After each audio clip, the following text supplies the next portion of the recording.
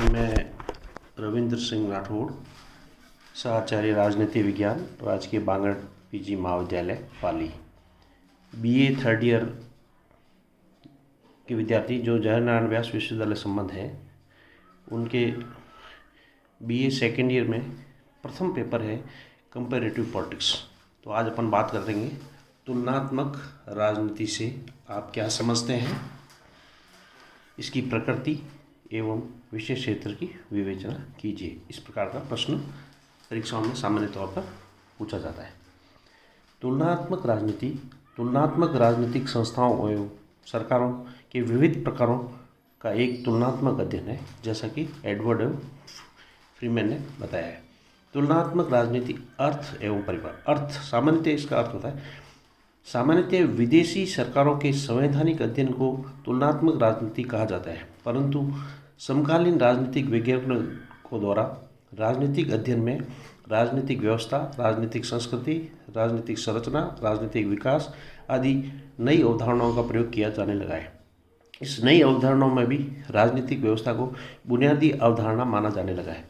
इस राजनीतिक व्यवस्था से संबंधित प्रक्रिया के विभिन्न स्तरों पर तुलनात्मक अध्ययन के आधार पर राजनीति व्यवहार संबंधी सिद्धांत निर्माण के लक्ष्य से युक्त शास्त्र ही तुलनात्मक राजनीति कहा जाता है। तुलनात्मक राजनीति की विभिन्न परिभाषाएं हैं। तुलनात्मक राजनीति या तो सब कुछ है या कुछ नहीं है। जी के रॉबर्ट्स के अनुसार, एमंड और पावल के अनुसार पश्चिम और गैर पश्चिम संस्थाओं का एक साथ विश्लेषण तुलनात्मक राजनीति है। इसका विशेष क्षेत्र क्या है?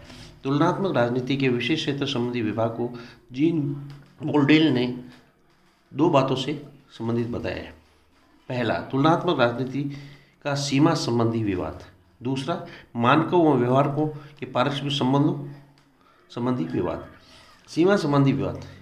राजनीतिक विज्ञान ने इस बात को लेकर विवाद है कि तुलनात्मक राजनीति से संबंधित राजनीतिक क्रियाकलापों से क्या अर्थ है समझा जाए, अर्थात सरकार की क्रियाओं की व्याख्या किस ढंग से की जाए। इस संबंध में दो दृष्टिकोण प्रचलित है। पहला है कानूनी दृष्टिकोण। इस दृष्टिकोण के अनुसार तुलनात्मक राजनीति में केवल उसी राजनीतिक व्यवहार की तुलना होनी चाहिए जो संविधान में कानून द्वारा स्थापित राजनीतिक संस्थाओं से संबंध है। व्यवहारवादी दृष्टिकोण। इस दृष्टिकोण के अनुसार तुलनात्मक राजनीति में राष्ट्रीय संस्थाओं व गैर राजनीतिक संस्थाओं के राजनीतिक व्यवहार संबंधित सब तथ्य एकत्रित करके विभिन्न राजनीतिक संस्थाओं तुलना करनी चाहिए। मानक व व्यवहार के संबंधों का विवाद।